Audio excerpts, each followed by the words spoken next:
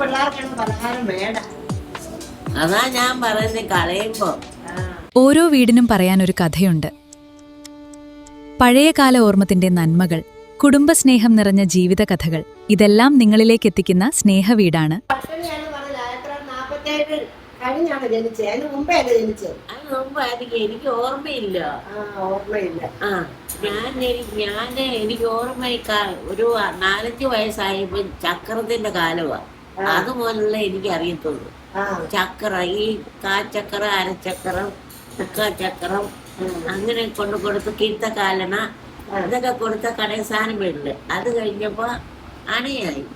1 അണ, 1/2 അണ, 2 അണ, 4 അണ. അന്നത്തെ കാലത്ത് ചക്രത്തിന് എനിക്ക് ശരിക്കും അറിയത്തില്ല. ഈ അണയുടെ ആകുമ്പോ 16 അണ 1 രൂപ, 12, 16 അണ 1 രൂപ. ഞാനത്തെ കാര്യം അങ്ങനെ ഓർമ്മയില്ല. സ്കൂളിൽ പോയതൊക്കെ എങ്ങനെയായിരുന്നു? ഉടുപ്പും നിക്കറൊക്കെ ഉണ്ടായിരുന്നോ? ഉടുപ്പ് നിക്കറും ഒന്നും ഇല്ല. പിന്നെ ഒരു മുമ്പാളെ തോർത്ത് കൊടുത്തോണ്ടാ പോന്നെ. എനിക്കൊരു 10-12 വയസ്സായപ്പോഴാണ് ഞാനൊരു ഉടുപ്പിട്ടു. അല്ലാതെ ചുമ്മാതെ ഈ തുണി ഇങ്ങനെ കഴുത്ത് ഇങ്ങനെയൊക്കെ ചുമ്മാ ഇട്ടോണ്ടാണ്. ആകെപ്പാടെ ഒന്നായിട്ട് ഇട്ടുണ്ട്. പള്ളിക്കുട്ടി പോകുമ്പോഴത്തേക്കിന് ഞാൻ പള്ളിക്കുട്ടി ആശാ പള്ളിക്കുട്ടി പോയിട്ടില്ല. പക്ഷെ ആശാ പള്ളിക്കുട്ടി പിള്ളേർ, വലിയ വീട്ടിലെ പിള്ളേർ പഠിക്കുന്നതിന്റെ പുറകിലിരുന്ന് അവര് വായിക്കുന്നതും പഠിക്കുന്നതും കണ്ടോണ്ട് ഞാൻ മണ്ണിൽ എഴുതി ആ അരീശ്രീ എല്ലാം പഠിച്ചു. അത് കഴിഞ്ഞ് ആ വീട്ടിലെ എന്നെ പള്ളിക്കുട്ടി കൊണ്ട് 1-ാം ക്ലാസ്സിൽ ചേർത്ത്. എന്നെ അന്വേഷിച്ച് അമ്മ നടന്നപ്പോ അമ്മ എന്നെ കണ്ടില്ല.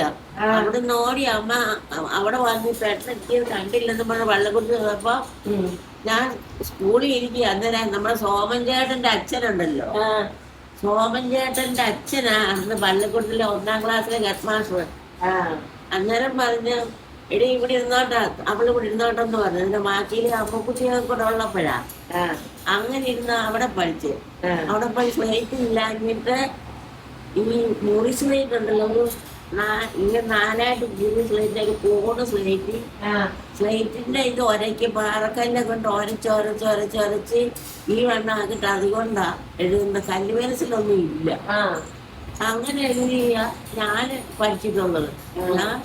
എന്നിട്ട് എന്റെ അടുത്തിരിക്കുന്നവർക്കൊക്കെ ഞാൻ പറഞ്ഞു കൊടുക്കും എഴുതാൻ. അങ്ങനെ എന്റെ കൂട്ടുകാരും പിള്ളേരെല്ലാം ഒത്തിരി ഉണ്ടെല്ലാം ചത്തു പോയി. ആരും ഇല്ലായിരിക്കും, എനിക്കാരും അറിയത്തില്ല.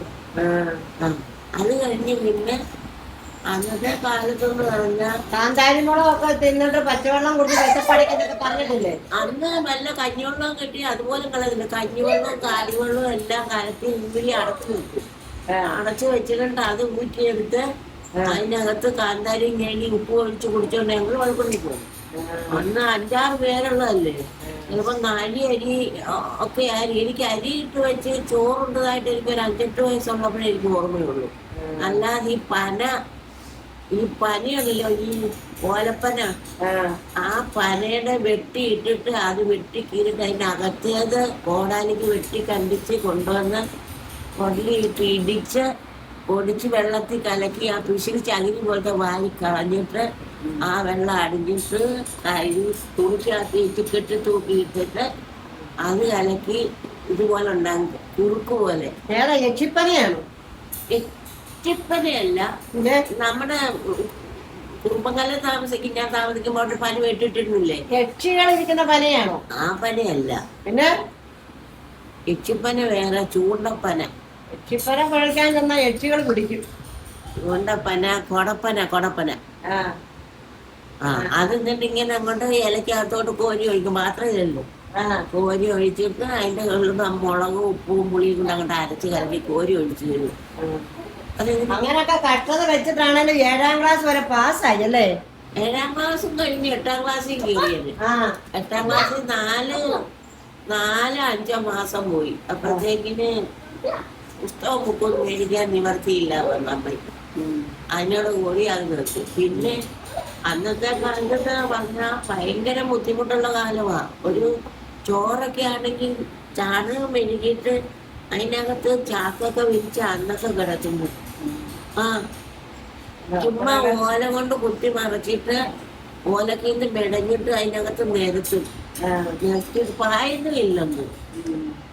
പായൊന്നും ഇല്ലാതാ ഞാൻ കിടന്നിട്ടൊക്കെ ഉള്ളത്. ഞാൻ കിടക്കാറായപ്പോ എനിക്ക് പായൊക്കെയുണ്ട്. പക്ഷെ എൻ്റെ അമ്മയൊക്കെ അമ്മ നാരായണനെ പ്രസവിച്ചു കൊടുത്തൊക്കെ ചുമ്മാ പഴഞ്ചാക്കിലാ. നാരായണനെ എന്നിട്ട് പിന്നെ കാന്താരി എന്നാ എടുത്തു? കാന്താരി നിന്ന കാര്യം പറ. കാന്താരി പള്ളിക്കൂടത്തിൽ പോകുമ്പോ കഴിച്ചോണ്ട് വന്നില്ലാത്തതിന് കാന്താരി കടിച്ചു തിന്നു. ആ കപ്പളത്തേന്ന് കപ്പളങ്ങ കുത്തിയിടും പച്ച. കഥ കേട്ട അത് ചെത്തിയിട്ട് ഇങ്ങനെ കഷ്ണം കറക്കിയിരുന്നില്ല കഷ്ണിച്ചിട്ട് ഉപ്പുവെള്ളത്തിൽ ഇട്ടിട്ട് അതിനകത്തോട്ട് മുളക് ഞെടും.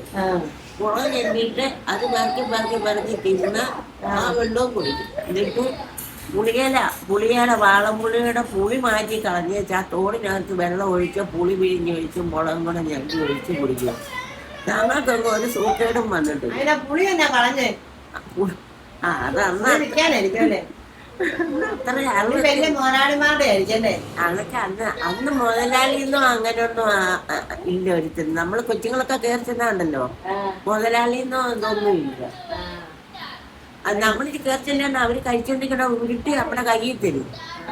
അതിനേ ഉള്ളൂ. എന്നാലും കൊടുക്കണ്ട എന്ന് പറയത്തില്ല.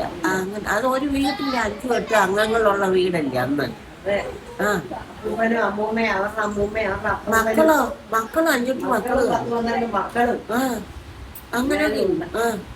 അങ്ങനെ ഉള്ള കാലമല്ലേ. അതിനകത്ത് തന്നെ ഓണം മാവും ഒക്കെ പലഹാരം തിന്നതായിട്ടൊക്കെ തന്നെ. എനിക്കൊരു 10-12 വയസ്സ് ഒക്കെ ആയപ്പോ ഒക്കെയാ പിള്ളേർക്കാണ് പലഹാരം വേണ്ട. അതാ ഞാൻ പറയുന്നത്.